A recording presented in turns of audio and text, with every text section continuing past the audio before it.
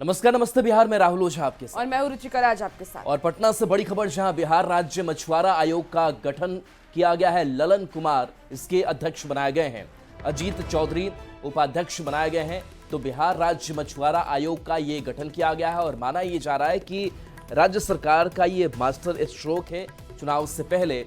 और ऐसे में अजीत चौधरी उपाध्यक्ष बनाए गए हैं इस गठन के, तो ललन कुमार अध्यक्ष बनाए गए हैं जो आयोग का गठन किया गया है। मछुआरा आयोग का गठन, बिहार राज्य मछुआरा आयोग का गठन किया गया है। ललन कुमार जिसके अध्यक्ष बनाए गए हैं, तो अजीत चौधरी उपाध्यक्ष बनाए गए हैं।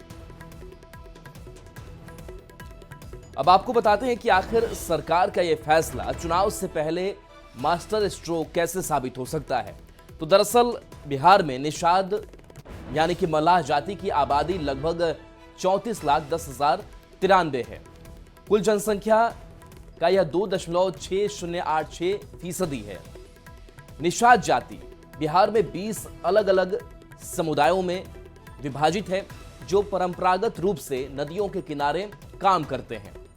चुनाव के लिहाज से निषाद समाज की भी खास भूमिका है और ऐसे में इस आयोग का जो गठन किया गया है ये काफी महत्वपूर्ण हो जाता है। और मृणाल पासवान को बनाया गया है राज्य अनुसूचित जाति आयोग का अध्यक्ष। आपको बड़ी खबर बता रहे हैं, चिराग पासवान के रिश्तेदार हैं मृणाल पासवान। देवेंद्र कुमार मांझी बनाए गए हैं राज्य अनुसूचित जाति आयोग के उपाध्यक्ष। तो जीतन राम मांझी के रिश्तेदार हैं देवेंद्र सिंह मांझी। आपको बड़ी खबर बता रहे हैं, जहां पटना से ये बड़ी खबर आ रही है सियासी गलियारे से। मृणाल पासवान को बनाया गया है राज्य अनुसूचित जाति आयोग का अध्यक्ष। चिराग पासवान के ये रिश्तेदार हैं और इसके साथ ही देवेंद्र कुमार मांझी जो कि राज्य अनुसूचित जाति आयोग के उपाध्यक्ष बनाए गए हैं। जीतन राम मांझी के रिश्तेदार हैं देवेंद्र मांझी।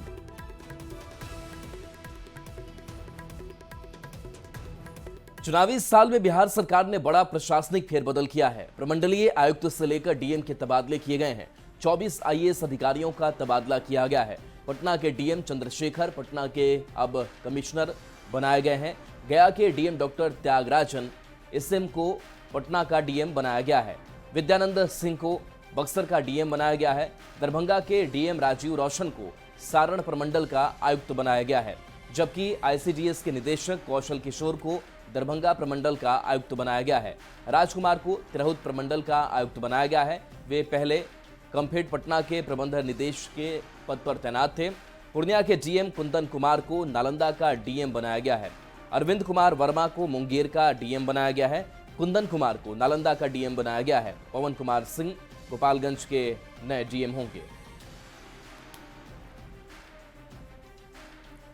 और लाइन फॉर जॉब मामले में आरजेडी अध्यक्ष और बिहार के पूर्व मुख्यमंत्री लालू प्रसाद को दिल्ली हाई कोर्ट से झटका लगा है। कोर्ट ने लालू प्रसाद की ट्रायल कोर्ट की कार्यवाही पर रोक लगाने की मांग वाली याचिका खारिज कर दी है।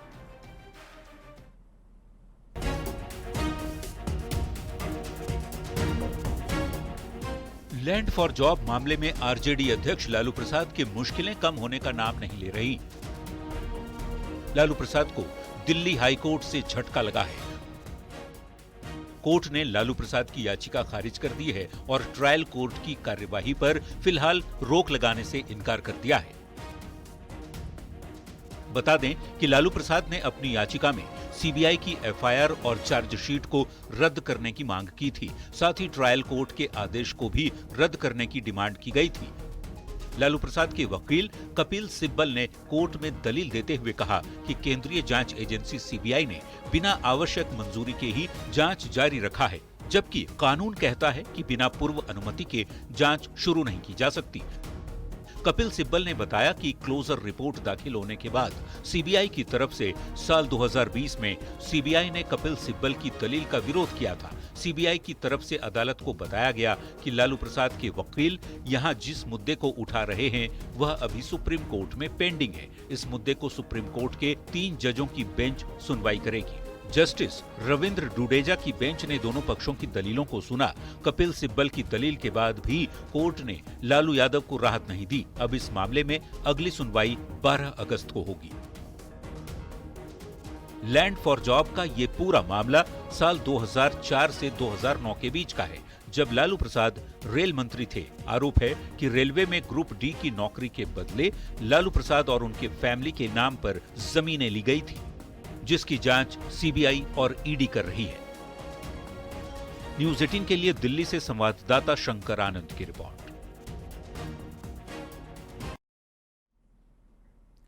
बेगूसराय के बखरी में शराब के धंधे में शामिल 3 टाइगर मोबाइल जवानों की गिरफ्तारी की गई, जबकि छपरा में सब इंस्पेक्टर शराब पार्टी करते पकड़ा गया।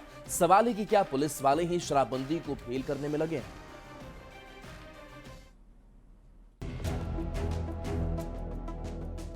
– 2016 में महिलाओं की मांग पर सीएम नीतीश कुमार ने बिहार में पूर्ण शराबबंदी लागू की।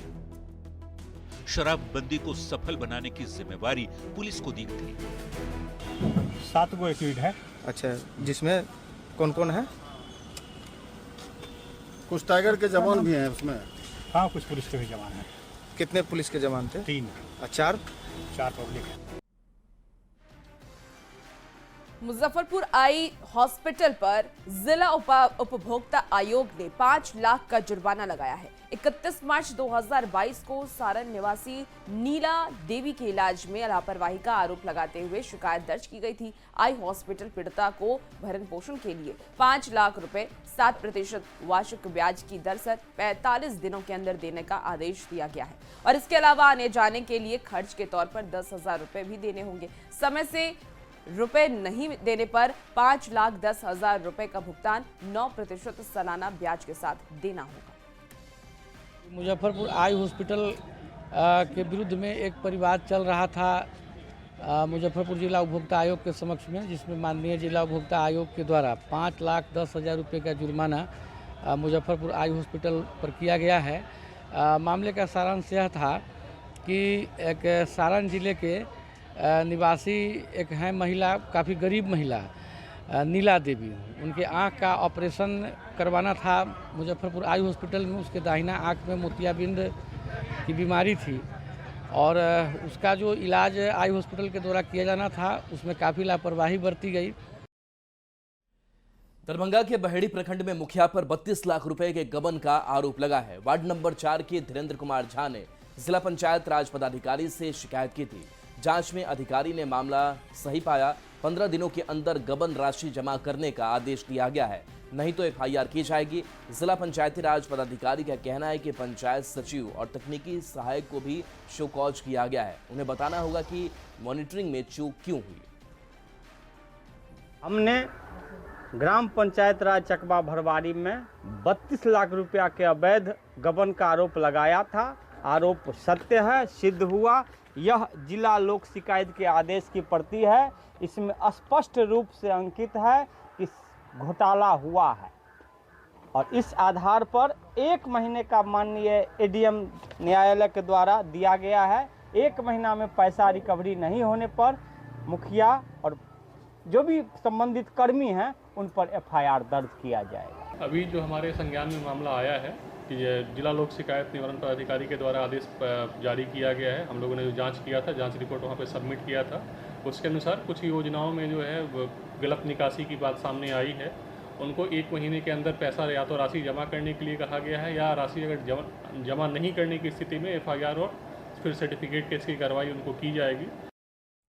और दरभंगा में पुलिस ने बड़ी कार्रवाई करते हुए एटीएम बदल करके ठगी करने वाले गिरोह का पर्दाफाश किया है। पुलिस ने 7 लोगों को गिरफ्तार किया है। गिरफ्तार आरोपियों के पास से 186 एटीएम कार्ड, 2 मोटरसाइकिल, 4 मोबाइल और कैश बरामद किए गए हैं। पुलिस ने यह बताया कि सभी आरोपियों ने अपनी जुर्म को कबूल लिया है। हाजीपुर नाम की जगह पर एक जगह रेड की गई और उस रेड में 4 लोग पकड़ाए हैं। उन चारों के पास भारी मात्रा में इस कांड से संबंधित बहुत सारे कांड उन पर दर्ज हैं। उन कांडों से संबंधित साक्ष्य के रूप पर उनके पास से 186 एटीएम कार्ड और इन एटीएम से निकासी किए हुए लगभग 5.5 लाख रुपए, 4 मोबाइल, कुछ चार्जर। पूर्णिया से बड़ी खबर, जहां सरसी थाना के ऑपरेटर का शव मिला है। ललित कुमार का शव बरामद किया गया है। कोसी कॉलोनी के घर में यह शव मिला है। फांसी के फंदे से लटका शव मिला। एफएसएल की टीम ने इस मामले की जांच की है तो ललित कुमार का शव बरामद किया गया है। एफएसएल की टीम ने जांच भी की है। कोसी कॉलोनी के घर में यह शव मिला है।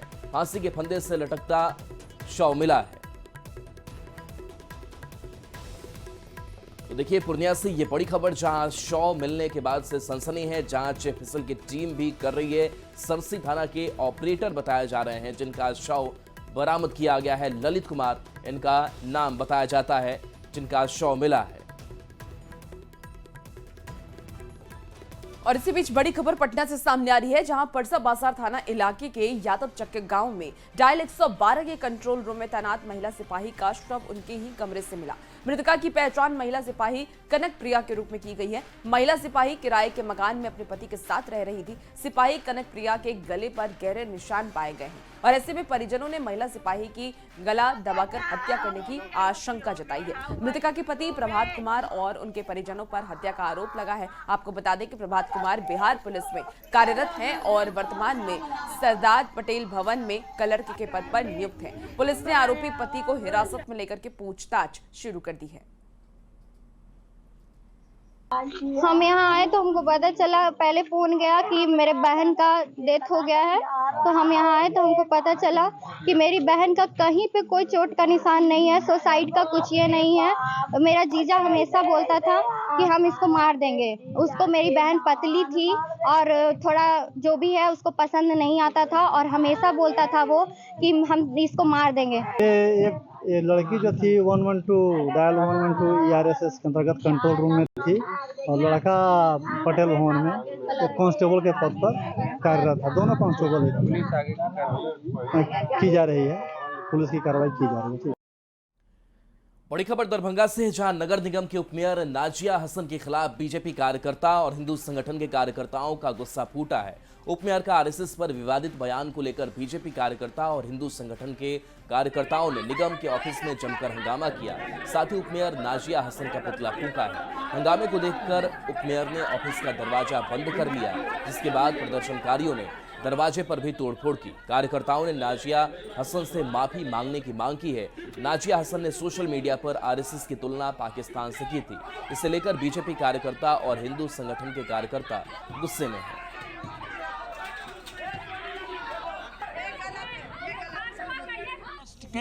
बाहर की बात है, हम स्वयंसेवक मांग करते हैं कि वह अपने बयान पर खेद नहीं प्रकट करें, निंदा नहीं प्रकट करें। इस बयान के लिए प्रशासन उनके ऊपर FIR करे और वह अपने संवैधानिक पद उप महापौर से उनको प्रशासन बर्खास्त करे। जिसकी सरकार है उन्होंने पूरा प्रशासन को अपने अंदर में लिया। अब एक तरह से प्रशासन का दबाव बना करके मुझसे एक खेत प्रकट करा। मैं अपने कांग्रेस की विचारधारा से लड़ती हूँ। हमारे यहाँ पे जिला अध्यक्ष जी भी हैं जिन्होंने आदेश से मैंने एक खेत प्रकट किया। मैं ये कहना चाहती हूँ, मामला ये है कि डिप्टी मेयर जो है उनके द्वारा एक कंट्रोवर्शियल पोस्ट किया गया है फेसबुक पर।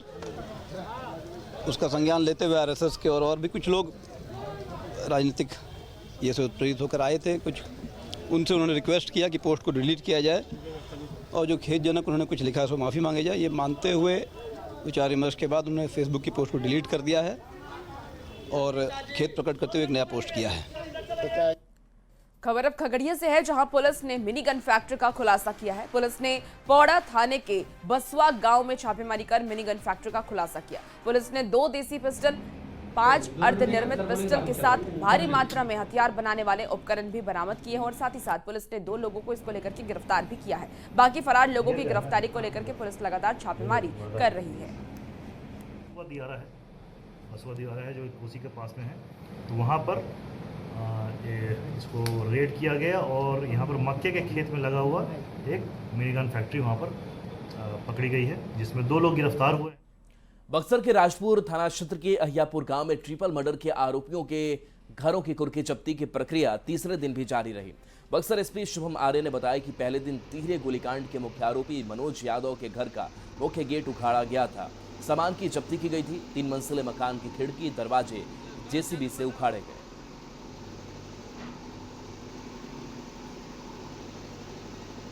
में जो जितने भी अभियुक्त हैं उनके विरुद्ध जो है वारंट भी प्राप्त कर लिया गया है और जो मुख्य अभियुक्त हैं उनके खिलाफ कुर्की की कार्रवाई जो है वो अभी जारी है। कुर्की कार्रवाई का आज तीसरा दिन है।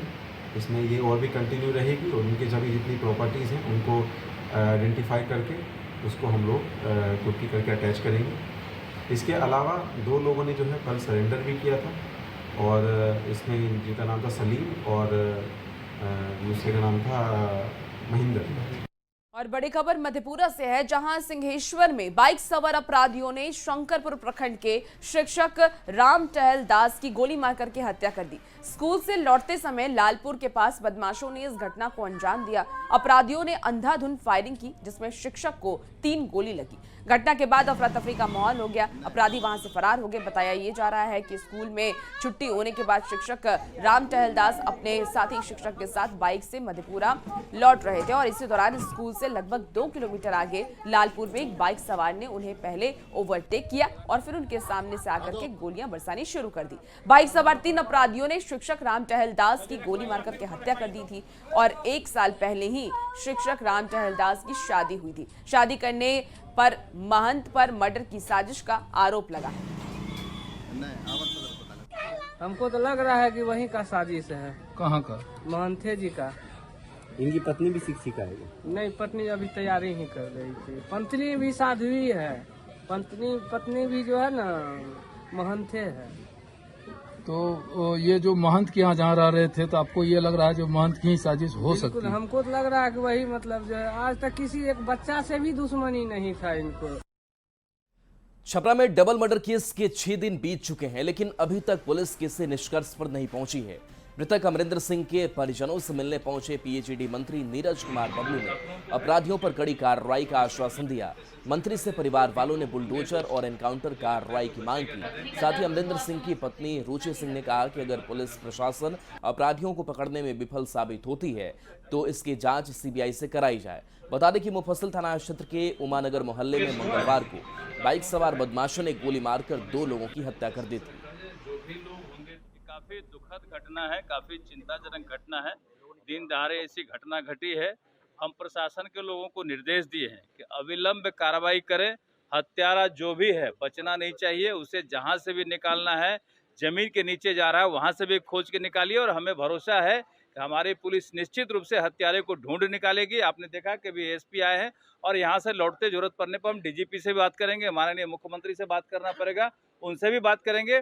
हम आपको भरोसा दिला सकते हैं कि हत्यारा नहीं बचेगा, हर हाल में हत्यारा जेल जाए। अभी मंत्री आए थे बिहार सरकार के, अभी हमने उनसे कहा कि 5 दिन हो गया कोई सुनवाई नहीं हुआ। अगर उनसे नहीं हो रहा है तो सीबीआई जांच दे दे कि कुछ हम लोग को भी संतुष्टि मिले। अभी संतुष्ट नहीं आप पुलिस? नहीं, अभी नहीं है। 5 दिन हो गया, अभी तक कोई खबर नहीं आया। और इसी बीच राजधानी पटना से बड़ी खबर सामने आ रही है। बोरिंग कैनाल रोड फायरिंग मामले को लेकर के ये बड़ी खबर है, जहां आरोपी शानू ने कोर्ट में सरेंडर किया है। स्कॉर्पियो को भी वाराणसी से बरामद किया गया। 24 मई को 8 राउंड फायरिंग की थी। आपको बता दें कि सब्जी बाग का रहने वाला है शानू। पुलिस अल्टर और शिबू और शानू को एक साथ रिमांड पर लेकर के पूछताछ करेगी। बड़ी खबर आपको बता रहे हैं, जहां पटना में फायरिंग हुई थी और उस फायरिंग की तस्वीर भी आपको हमने दिखाया था, किस तरीके से अंधाधुंध फायरिंग सरेआम सड़कों पर की जा रही थी। अब उसने अपने खुद को सरेंडर कर दिया है। बता दें आपको कि वाराणसी से ये जो स्कॉर्पियो है वो भी बरामद किया गया। 24 मई को 8 राउंड फायरिंग हुई थी।